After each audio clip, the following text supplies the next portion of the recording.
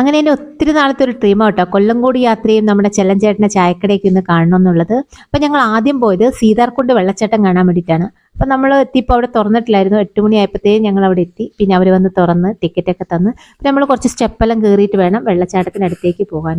പിന്നെ മഴയൊക്കെ കുറവായതുകൊണ്ട് വെള്ളം കുറച്ച് കുറവാണ്. പിന്നെ നമ്മുടെ തമിഴ്നാട്ടിലെ ചേട്ടന്മാരൊക്കെ നല്ലപോലെ വെള്ളത്തിൽ ആഘോഷിക്കുന്നുണ്ട് കേട്ടോ.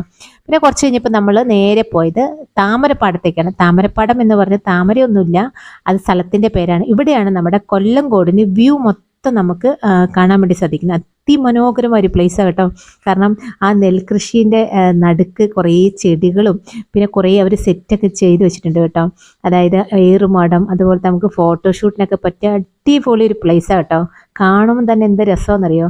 ശരിക്കും ഈ പൂക്കളും ഇതെല്ലാം ഒറിജിനലാണ് കേട്ടോ. കാരണം നല്ല രസമാണ്. അപ്പോൾ നമ്മൾ ഫോട്ടോഷൂട്ടിനൊക്കെ പോകണമെങ്കിൽ നമുക്ക് പറ്റിയൊരു പ്ലേസാണ്. ഇത് കഴിഞ്ഞ് നമ്മൾ നേരെ വരുന്നത് ചെല്ലഞ്ചേട്ടൻ്റെ ചായക്കട. ഇത് 59 വർഷമായിട്ടുള്ള ഒരു ചായക്കട കേട്ടോ. അത് കഴിഞ്ഞിട്ട് നമ്മൾ പോയത് ഒരു കറുപ്പ് സ്വാമിയുടെ ഒരു ക്ഷേത്രം, പ്രകൃതി ഒരുക്കി വെച്ചേക്കുന്ന അതിമനോഹരമായ ഒരു ക്ഷേത്രം. ഈ 4 സ്ഥലങ്ങളും അടുത്തടുത്ത.